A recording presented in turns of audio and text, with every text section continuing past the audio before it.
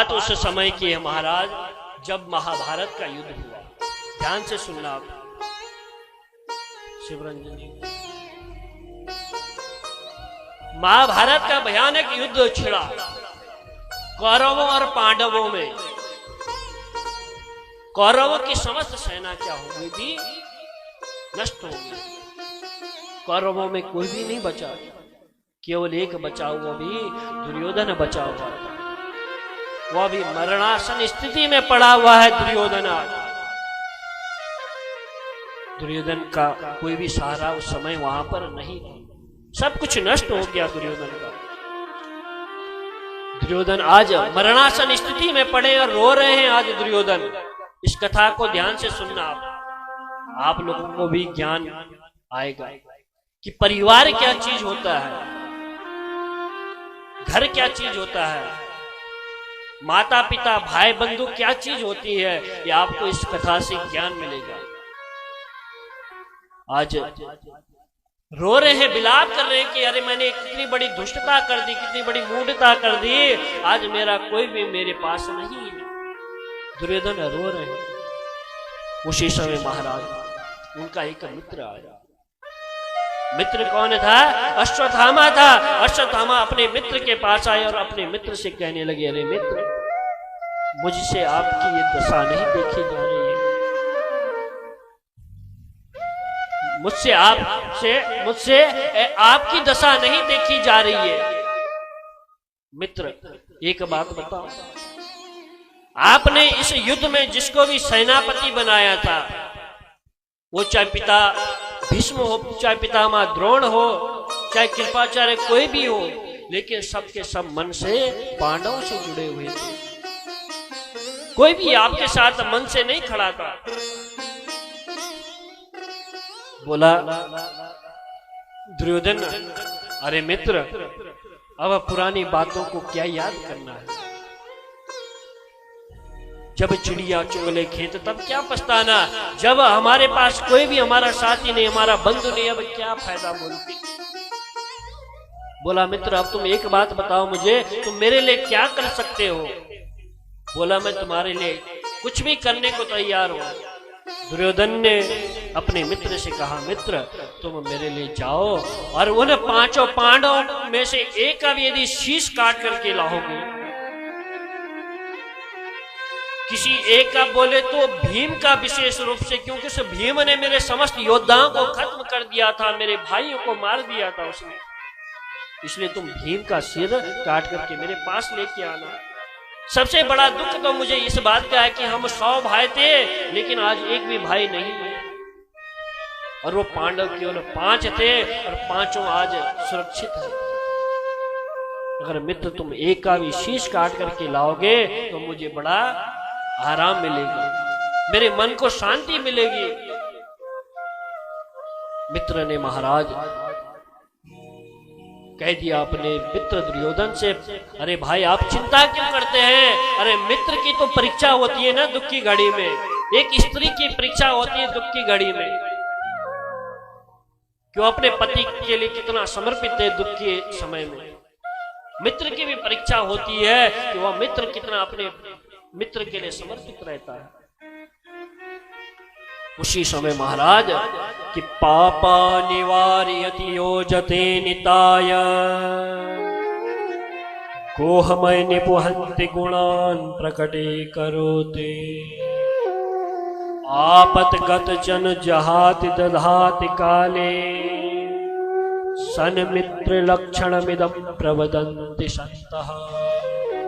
आज दुष्ट दुर्योधन ने अपनी एक अंगुली काटी और अपने मित्र का रक्त से रक्ताभिषेक कर दिया। बोला मित्र तुम आज विजय बन करके आओ, विजय हो करके आओ, मैं आपको ऐसी मंगल कामना देता हूं। आज दुर्योधन ने भेज दिया अश्वत्थामा को। भगवान जिसको मारना चाहते हैं ना, वो तो कैसे भी मर सकता है, लेकिन जिसको भगवान बचाना चाहे उसे संसार में कितने बड़े कोई शत्रु उसका बन करके आ जाए, लेकिन वह उसका कुछ भी नहीं बिगाड़ सकता। कि जाको राखे साइया मार सके न कोई, बाल न बांका कर सके जो जग बैरी हो। आपके परिवार वाले, आपके भाई बंधु, आपके नाते रिश्तेदार आपके चाहे कितने बैरी हो जाएं, संसार में चाहे आपके कितने शत्रु हो जाएं, लेकिन आपको कोई भी कुछ नहीं कर सकता जब तक आप भगवान की शरणागति में हैं। जब तक भगवान की आपके ऊपर कृपा है तब तक संसार में कोई भी आपको नहीं कुछ कर सकता। आज अश्वत्थामा ने रात्रि के समय एक उल्लू को जाते हुए देखा, कौओं के घोंसले में किस तरह से उल्लू कौवे को मारता है। आज उसे भी ज्ञान आया। अश्वत्थामा गया तो उस दिन पांडवों की क्या है, विजय की प्रथम रात्रि थी, तो वो आप विजय का उत्सव मनाने के लिए कहीं वन में चले गए। उनके स्थान पे महाराज आज उनके 5 पुत्र लेटे हुए उनके सैया पर। आज जैसे ही सैया पर लेटे थे, अश्वत्थामा आया दुष्ट आत्मा अपना क्या है नंगी तलवार लेकर के। उसने जैसे देखा है 5 पांडव इस सैया पर शयन कर रहे हैं, उसने 5 का शीश तलवार से काट दिया छिड़क। और आज प्रसन्न होकर के आज दौड़ा दौड़ा अपने मित्र के पास जा रहा है। मित्र के पास जैसे गया, आज दुर्योधन बड़ा प्रसन्न हो गया कि लगता है आज मेरे मित्र ने आज उस दुष्ट भीम का शीश काट करके लेकर के आ गया। आज बड़ा प्रसन्न हो गया दुर्योधन। बोला मित्र दिखाओ मुझे जल्दी से उस पापी उस दुष्ट का भीम का शीश दिखाओ। जैसे महाराज भीम के हम सकल जो उसका पुत्र था उनके पुत्र का जैसे शीश दिखाया, तो आज दुर्योधन का कोई दुख का ठिकाना नहीं रहा। दुर्योधन आज विलाप कर रहे हैं, रो रहे हैं। आज सोच रहे हैं कि अरे मित्र तूने क्या कर दिया, हमारे कुल में तो कोई भी नहीं रहा, अब हमें पानी देने वाला, कोई तिलांजलि देने वाला, या आपने हमारे साथ क्या कर दिया मित्र। दुर्योधन को श्राप था यहाँ पर कि तुम्हारी अत्यधिक अगर प्रसन्नता हो जाए जिस दिन एक साथ और अत्यधिक दुख तुम्हें आ जाए तो महाराज उस दिन तुम्हारी मृत्यु सुनिश्चित। ये श्राप किसने दिया था? दुर्वासा मुनि ने दुर्योधन को दिया था। आज दुर्योधन इस तरह से अपना शरीर का वहां पर त्याग करते हैं। दुर्योधन ने मरते समय अपने 3 चीजों पर पछतावा किया था, ध्यान से सुनना। दुर्योधन ने युद्ध क्यों हारा? दुर्योधन ने युद्ध क्यों हारा आपको पता है क्या? 3 गलतियां की थी दुर्योधन ने अपने जीवन में। युद्ध से पूर्व दुर्योधन को भगवान श्री कृष्ण ने कहा कि भाई दुर्योधन तुम्हें क्या चाहिए? भाई भगवान के लिए तो दोनों पक्ष बराबर थे। भगवान ने दुर्योधन से कहा तुम्हें क्या चाहिए? तो दुर्योधन ने कहा अरे मुझे क्या चाहिए जो आप मुझे दे दो। युद्ध का समय था नजदीक, तो आज भगवान ने कहा रे तुम्हें मैं चाहिए या मेरी नारायणी सेना चाहिए? कहने लगा दुर्योधन मुझे आप नहीं, मुझे आपकी नारायणी सेना चाहिए। उसने सोचा एक अकेला कृष्ण क्या कर लेगा भला मेरा, इसकी नारायणी सेना मेरे काम आएगी, हजारों सेना काम आएगी, मेरे सैनिक इसको समस्त इसके परिकरों को नष्ट कर देंगे। पहली गलती दुर्योधन की यहां पर थी। दूसरी गलती महाराज बताते हैं कि उनकी जो माता थी दुर्योधन की माता, उनकी माता का नाम क्या था पता है? गंधारी। तो गंधारी ने अपने पुत्र से कहा युद्ध करने से पूर्व पुत्र तुम युद्ध करने से पूर्व 1 दिन पहले मेरे समीप आ जाओ, और वो भी नग्न अवस्था में, कोई भी वस्त्र आपके शरीर पर ना हो। तो दुर्योधन भी ऐसा ही चला गया। भगवान श्री कृष्ण ने क्या कर दिया वहां पर, अपनी माया कैसे रची। भगवान ने कहा अगर यदि ये अपनी मां के समक्ष अगर निर्वस्त्र होकर के चला जाएगा तो युद्ध को जीत पाना असंभव हो जाएगा। भगवान तो पापियों का किस तरह से पाप को नष्ट कर बढ़ाते हैं पहले, फिर उनको खत्म करते हैं। इसलिए भगवान ने अच्छा सा उपाय सोचा। तुरंत उसी समय दुर्योधन के पास गया, बोला अरे भाई तुम ये क्या कर रहे हो दुर्योधन? कोई भला अपनी माँ के समक्ष निर्वस्त्र होकर के कौन जाता है संसार में? अरे तुम अपनी माँ के समक्ष निर्वस्त्र क्यों जा रहे हो? शर्म नहीं आती आपको क्या? उसी समय उसने अपने निचले भाग में महाराज पत्तों का वस्त्र बना लिया, पत्ता धारण कर लिया, पत्ता पहन लिया, पत्ता का वस्त्र बना लिया और ऊपर वाले भाग में वह नग्न गया अपनी माँ के समक्ष। अब जैसे माँ के पास गया महाराज तो उसकी माँ ने अपनी जैसी वो पट्टी खोली, माँ अंधी नहीं थी, माँ पतिव्रता थी, पतिव्रता नारी थी वह। उसने सोचा जी मेरा पति अगर अंधा है तो मैं अपने पति के समक्ष ऐसा आंखों से क्या करूंगी, इन आंखों का क्या करूंगी मैं, इससे संसार को तो मुझे देखना। जब मैं अपने ही पति, जब आप मेरे पति ही मुझे नहीं देख पा रहे हैं तो मैं संसार को देखकर क्या करूंगी। बड़ी पतिव्रता नारी थी महाराज गंधारी। तो उसका इतना तेज था उसके पतिव्रता धर्म का कि उसने अपने पुत्र जैसे अपने समक्ष बुलाया तो उसी समय अपनी पट्टी खोली आंख की और अपने पुत्र को देखा तो ऊपर का जो भाग था, ऊपरी भाग, वह उनका सख्त हो गया वज्र के समान, लेकिन निचले वाले भाग में उसने क्या पत्ते धारण कर लिए थे, पत्ते का वस्त्र पहन लिया, इसीलिए वह क्या हो गया, नीचे के निचले भाग से वह असहाय हो गया था। ऊपर से उसका शरीर बड़ा वज्र के समान बन गया था। तो अंत में महाराज उसके जो हारने की, जो युद्ध हारने की जो दूसरी गलती रही वह यहाँ पर बताई जाती है, वो अपने माँ के समक्ष नग्न नहीं गया था। अगर नग्न चले जाता तो उसकी माँ उसको संपूर्ण शरीर से क्या कर देती, वज्रवान बना देती थी, शक्तिशाली बना देती थी। यहाँ पर दूसरी गलती दुर्योधन ने कर दी। तीसरी गलती क्या थी दुर्योधन के जीवन में महाराज?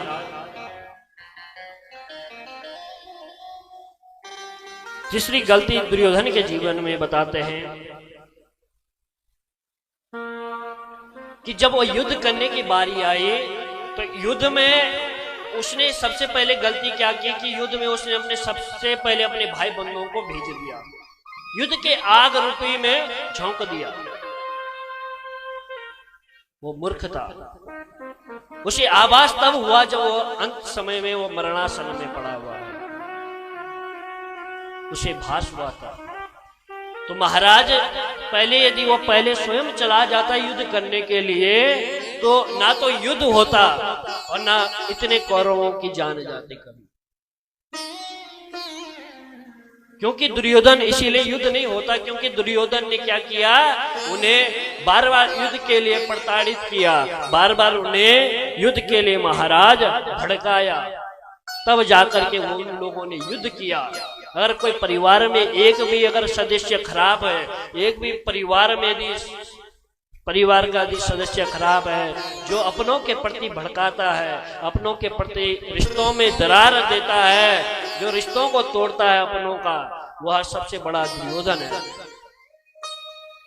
सबसे बड़ा दुराचारी है। उसका परिवार फिर नष्ट हो जाता है दुर्योधन की भांति। दुर्योधन की ही कमी थी, वह पहले अपने आप युद्ध करने नहीं गया। फिर और अनेक गलतियां थी उसकी। एक तो उसके अंदर अभिमान बहुत भरा पड़ा था। 3 गलतियां तो उसकी विशेष थी जीवन की, लेकिन और जो गलतियां थी उसके जीवन की, एक तो अभिमान ज्यादा। वो अपने आप को उनके समक्ष कमजोर नहीं समझना चाह रहा था पांडवों के समक्ष। वो चाहता है पांडव मेरे समक्ष सब कम है, उनकी सेना भी कम है, भला हमारा क्या उखाड़ लेंगे। अभिमान भरा पड़ा था, इसीलिए उनका भी नाश हो गया था कौरवों का। दूसरा, समय से उसे पड़ताना नहीं मिली, संस्कार नहीं मिले माँ बाप से। जहां पर माँ बाप को बोलना चाहिए था उस समय माँ बाप ने बोला नहीं। जिस समय बोलने की बारी आई उस समय अब दुर्योधन खुद बोलने लगता था, माँ बाप उस समय चुप रहते थे।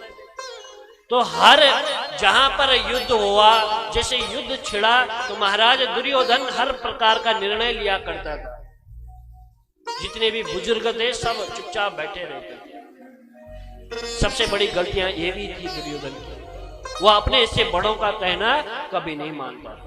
अगर बच्चे घर में हमारा कहना नहीं मान रहे हैं तो सबसे बड़ा ये हमारे लिए दुखदाई है। बच्चे हमारे अनुकूल नहीं चल रहे हैं तो सबसे बड़ा दुखदाई हमारे लिए। बच्चे यदि हमसे विपरीत चल रहे हैं, मुंह मोड़ के चल रहे हैं, हमारी बेटी बहू हमसे मुख मोड़ के चल रही है, तो समझना सबसे बड़ा दुख है जीवन का।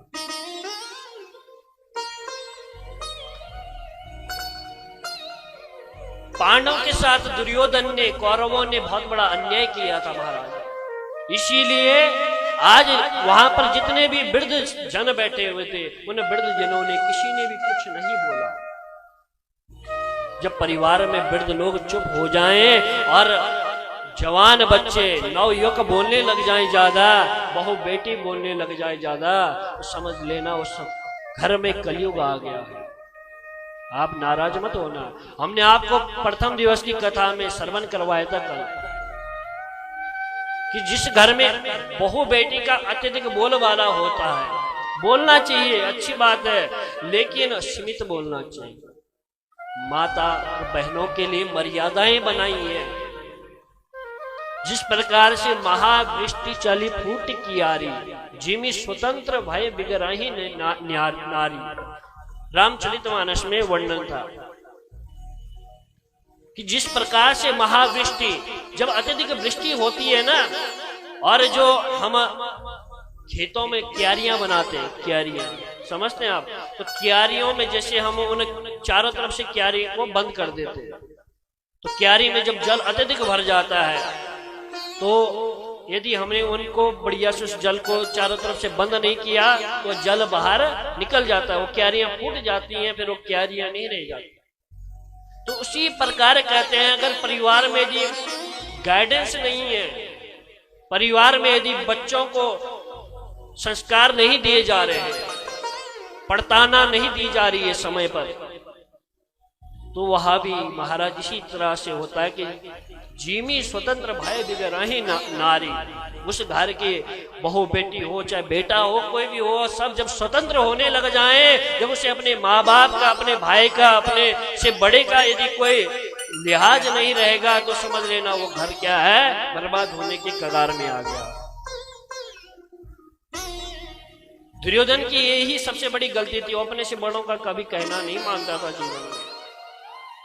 तो आज महाराज इस कथा से हमें यह सीख लेनी चाहिए कि हमें घर पर मौन नहीं रहना चाहिए। यदि हम बड़े हैं तो हमारा क्या फर्ज बनता है, क्या दायित्व बनता है, हमें अपने संतान को अच्छी शिक्षा देनी चाहिए, अच्छा परवरिश देना चाहिए। आप लोग यहाँ पर जो बैठे हैं, तो ये तो आपके माँ बापों का आपके ऊपर बहुत बड़ा आशीर्वाद है, बहुत बड़ी कृपा है आपके माँ बापों की। आप लोगों को आपके माता पिता ने धर्म की, संस्कृति की ओर जोड़ा है ना, तभी आप लोग यहाँ पर बैठे हैं। यदि आप लोग अपने बच्चों को भी ऐसे ही बैठा के रखेंगे और ऐसे ही उन्हें धर्म कर्म में जोड़ेंगे, तो बच्चे क्या है, संस्कारवान बनेंगे, धर्म प्रिय बनेंगे, न्याय प्रिय बनेंगे। इससे हमारा कोई लाभ नहीं है, करने कराने वाले का कोई लाभ नहीं है, उसमें आपका ही लाभ है। बच्चों को लाया करो, बच्चों को अच्छा ज्ञान मिलेगा। आपसे ज्यादा वो डिवोटी हो सकते हैं धर्म के प्रति। आप अगर इतने हैं 50%, तो आपके बच्चे 100% डिवोटी हो सकते हैं धर्म के प्रति। ये कैसे होगा? जब आप अपने बच्चों को सद ज्ञान देंगे, सद मार्ग का रास्ता देंगे, संस्कार देंगे, रोज उन्हें मंदिर में लेकर के आएंगे। तो इस तरह से महाराज दुर्योधन की बहुत सारी गलतियां थी जीवन की। अंत समय में महाराज दुर्योधन ने अपना शरीर का त्याग कर दिया था। अब उधर द्रौपदी को इस विषय में जब पता लगा तो बहुत रुदन करने लगी आज मां द्रौपदी, क्योंकि जिस मां का यदि पुत्र उसके समक्ष जीते जी मर जाए, जीते जी अगर उस मां के समक्ष उसके पुत्र मर जाए, उस मां के हृदय में क्या बीतेगी। मां रो रही है आज द्रौपदी। मां सोच रही है द्रौपदी, अरे मेरे पुत्र को किसने मारा? कौन हत्यारा है जिसने मेरे पुत्रों को मारा है? किसको ऐसा दुस्साहस हुआ है? किसने इतना बड़ा अपराध किया है? आज महाराज मां रो रही है और मां कहती है कि माता शिशूनां निधनं सुतानां निशम्य घोरं परितप्यमाना तदा रुदद्बाष्पकलाकुलाक्षी तां शान्तयन्नाह किरीटमाली। आज मां रो रही है द्रौपदी, बार बार चिखती चिल्ला रही है और अपने छाती पर जोर जोर से हाथ से मार रही है, मेरे हाय राम, मेरे पुत्रों को किसने मार दिया? मेरे निरपराध बालक को किसने मारा? आज रो रही है। उसी समय अर्जुन को पता लग गया कि काम अश्वत्थामा ने कर लिया। अर्जुन ने उसी समय संकल्प ले लिया, देवी तुम चिंता मत करो, जब तक मैं उस दुष्ट का सिर काट करके तुम्हारे चरणों में नहीं ला करके देता हूं, तब तक मैं आज घर लौट करके नहीं आऊंगा। आज उसे मैं पकड़ करके तुम्हारे चरणों में यहां पर मारूंगा। आज रथ पर बैठे और जाने लगे। उसी समय भगवान श्री कृष्ण वे पीछे आ गए। बोला, अरे तुम अकेले कहां जा रहे हो? मैं भी आपके साथ चलता हूं। क्योंकि बंदो, जहां पर भगवान श्री कृष्ण विराजमान होते वहां पर ही सब कुछ विद्यमान है। वहां पर भक्त की जीत है, वहां पर भक्त के यश वैभव है, वहां पर भक्ति महारानी विराजमान है। कि यत्र योगीश्वरः कृष्ण यत्र पार्थो धनुर्धर तत्र श्री विजयोर्भूति दुर्वानितिर्मतिर्ममः। जहां पर भगवान श्री कृष्ण है, जिस पक्ष में, जिस भक्त के पक्ष में, उसके लिए चाहे संसार में कितनी बड़ी सेना खड़ी हो जाए, कितनी बड़ी फौज खड़ी हो जाए, लेकिन कोई कुछ नहीं कर सकता। आज मां द्रौपदी कह रही है, अरे मेरे पुत्रों को तो उस पापी ने मार दिया, लेकिन अर्जुन तुम जा रहे हो कहीं तुम्हें कुछ हो ना जाए।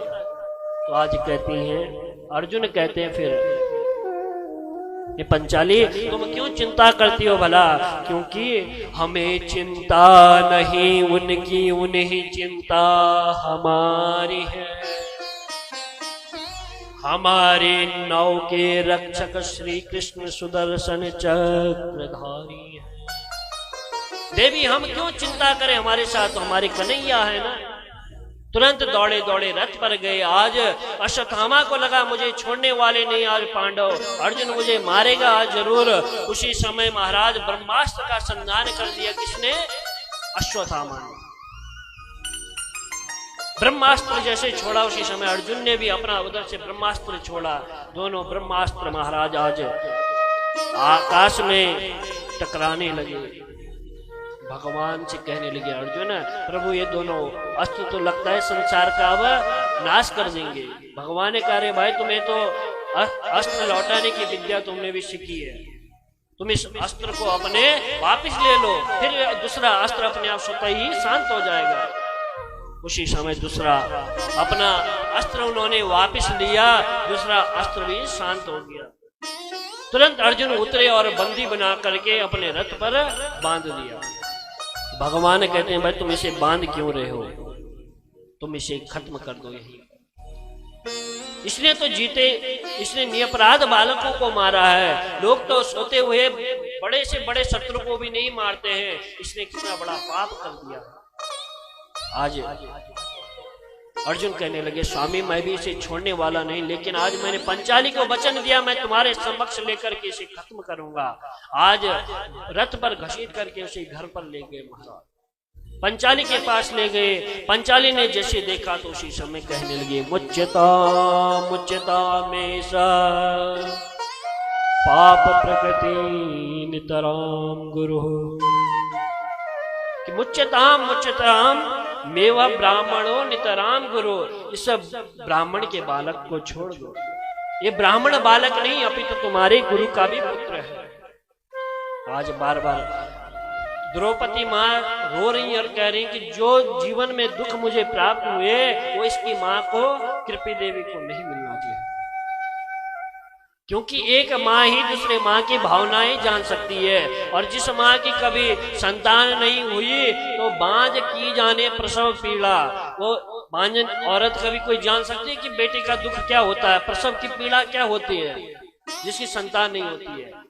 और आज माँ द्रौपदी की तो अपनी संतान गई है, वो द्रौपदी माँ नहीं चाहती कि मेरे कारण किसी माँ की कोख सुनी हो जाए, गोद सुनी हो जाए। ऐसी सोच है माँ की। और आज के समय की माँ होती तो अपने पति के हाथ में हथियार देती कि तुम जाओ और उसको मार के आना, उसने हमारे पति को मार दिया। लेकिन आज द्रौपदी नहीं कर रही है ऐसा। द्रौपदी ने उसी समय छोड़ दिया, उसे किसी छोड़ दो। आज महाराज उसी समय युधिष्ठिर कहने लगा, देवी तुम बिल्कुल उचित कहती हो, उसे छोड़ देना चाहिए, हमारे गुरु का पुत्र है और गुरु का जो पुत्र होता है वो गुरु के समान होता है। इसीलिए वहां पर अब भीम ने कहा कि भाई तुम सब यदि से छोड़ भी दोगे लेकिन मैं इसे छोड़ने वाला, मैं अपनी गदा से इसको जरूर खत्म कर दूंगा। बड़ा भयानक वहां पर आपस में तांडव मच गया। भगवान श्री कृष्ण देख रहे हैं ये सब। अर्जुन उसी समय भगवान के पास गए, प्रभु आप इस तरह से चुप क्यों बैठे हैं, मौन क्यों बैठे हैं, कोई उत्तर निकालो, कोई इसका उपाय निकालो। तो भगवान कहते हैं कि यदि तुम मेरे से कोई प्रश्न कर उत्तर चाहते हो तो मैं आपको केवल एक ही बात कहता हूं कि ब्रह्म बंधन हंतव्य आतताई वदारहण मेवो योग यमो नातम परिपायन शासन। मैं आपको एक ही बात बताता हूं कि आतताई कोई भी हो संसार में उसे कभी छोड़ना नहीं चाहिए। और ब्राह्मण हो, यदि ब्राह्मण कोई गलत कर्म कर दे तो उसे कभी मानना नहीं चाहिए, उसका देह को वध नहीं करना चाहिए। अर्जुन ने कहा महाराज ये कौन सी बात हुई, आप ज्यों की त्यों ये बात रख रहे हैं कि एक तरफ कहते हैं कि इस ब्राह्मण को मारना नहीं चाहिए जिस ब्राह्मण ने अपराध किया हो, और दूसरी तरफ कह रहे हैं कि आतताई कोई भी हो उसे छोड़ना भी नहीं चाहिए। भगवान ने कहा भाई देखो मैं तुम्हें गीता का ज्ञान दिया था और तुम्हें गीता का सूत्र याद आ जाए तो तुम उसके पश्चात निर्णय लेना, क्योंकि तस्मात् शास्त्रम प्रमाणम ते कार्य कार्य व्यवस्थित। शास्त्री हमें क्या देते हैं, प्रमाण देते हैं, हर चीज कार्य करने का हमें ज्ञान देते हैं, मार्ग देते हैं। आज गीता का ज्ञान याद आ गया अर्जुन को। उसी समय उसने सोचा कि भाई जो महान व्यक्ति होते हैं जिनका संसार में क्या रहता है, बड़ा नाम रहता है, यदि उनका अपमान कर दिया जाए तो सबसे बड़ी मृत्यु के समान उनका क्या है, वह मृत्यु होती है। अपमान ही उनकी सबसे बड़ी मृत्यु है। इसलिए तो उसके शीश से वह मणि निकाल करके अर्जुन ने आज महाराज उसके बाल सिर से मुंडवा करके उसे धक्का मार करके सब नगर वासियों के समक्ष उसे अपने नगर से बाहर निकाल दिया। उसी आग में वो जलता उसने प्रण लिया अश्वत्थामा ने कि मैं आज के बाद इनके कुल में किसी को नहीं छोड़ूंगा। उधर द्वारिकाधीश सब मथुरा गमन कर अपने हस्तिनापुर से अपने द्वारिका नगरी की ओर जाने लगे। तो जैसे जाने लगे उसी समय महाराज सभी लोगों ने उनका स्वागत सत्कार किया। अपने रथ पर जैसे बैठने लगे उसी समय महाराज एक आबाल वृद्ध स्त्री एक दौड़ी दौड़ी आई, चिकती हुई आई वहां पर और भगवान के चरणों में गिर पड़ी। भगवान ने जैसे उसको उठाया देखा तो वह पांडवों की कुलवधू थी, अभिमन्यु की धर्म पत्नी उत्तरा देवी थी। जब अभिमन्यु क्या है युद्ध में मारा गया था, उस युद्ध में उसकी जो पत्नी थी, उस समय उसकी पत्नी क्या होती थी, पहले के समय में पत्नियां अपने पति के साथ भी प्राण त्याग देती थी, लेकिन इसीलिए उन्होंने अपना त्याग नहीं किया क्योंकि उनके घर में समय शिशु था। तो महाराज आज माँ उत्तरा देवी कह रही है भगवान से, प्रभु ये भैया मेरी रक्षा कीजिए, मेरे गर्भ को भले मुझे ये नष्ट कर दे पर मेरे गर्भ को ये नष्ट ना कर दे कहीं। एक कोई गोला मेरी तरफ आग का दौड़ा दौड़ा आ रहा है, मेरी रक्षा कीजिए प्रभु। भगवान ने जैसे देखा, लगता है ये अश्वत्थामा ने इनके वंश को खत्म करने के लिए ये गोला आग का भेजा है। उसी समय महाराज आज मेरे गोविंद, मेरे कन्हैया, मेरे ठाकुर जी आज उत्तरा देवी के गर्भ में अपना छोटा सा स्वरूप बनाया और उत्तरा के गर्भ में जाकर के महाराज उस बालक को अभय मुक्त कर दिया। बोलिए भक्त वत्सल भगवान की। उधर जब भगवान महाराज जाने को उद्युत हुए, उत्तरा देवी से कहने लगे, देवी अब तो तुम ठीक हो ना? उस आग के गोले से तुम्हारे पुत्र की, तुम्हारी संतान की मैंने रक्षा कर दी। वाणी मुख हो गई, उत्तरा देवी कुछ नहीं बोल पाई, शर्मा गई। भगवान पुनः अपने रथ पर जब जाने लगे तो फिर कुंती माता ने पकड़ लिया। भगवान को भी बड़ी आफत है, कभी कोई पकड़ लेता है, कभी कोई पकड़ लेता है। तो आज उत्तरा देवी ने छोड़ा, उधर से कुंती माता ने पकड़ लिया। कुंती माता कहने लगे, अरे प्रभु आप के इतने बड़े उपकार हमारे जीवन में हैं कि मैं उनको कभी गिना नहीं सकती। उनके चरणों में प्रणाम करने लगे आज। तो कुंती माता कहने लगे, अरे प्रभु आपने आज तक बहुत कुछ बोला है, लेकिन इस समय हमें बोलने दीजिए। क्यों? भगवान नहीं चाहते थे कि ये मेरी बुआ मेरे चरणों में पड़े, ये मेरे से विनती करे। तो आज कुंती माता एक ही बात कहती हैं, अरे मैं आपको अपना भतीजा नहीं बल्कि अपना, मैं क्या मानती हूँ, अपना ईश्वर मानती हूँ, अपना परमात्मा, अपना आराध्य मानती हूँ। और 26 श्लोकों में आज मां कुंती ने भगवान श्री कृष्ण की, भगवान द्वारिकाधीश जी की क्या की? स्तुति की। नमसे पुरुषे त्वाद्यमीश्वरं प्रगते परम अलक्ष्यम सर्वभूतानां मन्तमहीनवस्थिता। आज 26 श्लोकों में गुणगान किया कि कृष्णाय वासुदेवाय देवकी नंदनाय च नंद गोप कुमाराय गोविंदाय नमो नमः। आज 26 श्लोकों में मां कुंती ने भगवान श्री कृष्ण की मधुर स्तुति की। प्रभु मैं कहां तक आपकी महिमा करूं, कहां तक मैं आपकी स्तुति करूं, क्योंकि जब जब हमारे जीवन में दुख आया, क्लेश आए, तब तब आपने हमें क्या दिया है? हमारी रक्षा की है, हमें आश्वासन दिया है, हमारी आकर के रक्षा की है। प्रभु जब कौरवों ने मेरे पुत्र को मारने के लिए भीम को विष के लड्डू दिए, लेकिन वह लड्डू मारक नहीं, आपकी कृपा से तारक बन गए थे प्रभु। तो मैं कहां तक आपकी महिमा का गान करूंगा? आज महाराज गुणगान करते करते आज भगवान के चरणों में अपने आप को समर्पित करती हैं। आज कुंती माता एक ही शब्द कहते हैं परमात्मा से, प्रभु मुझे जो देना है जीवन में तो केवल क्या देना है? दुख देना है, कि दुख के सिवा मुझे कुछ नहीं चाहिए।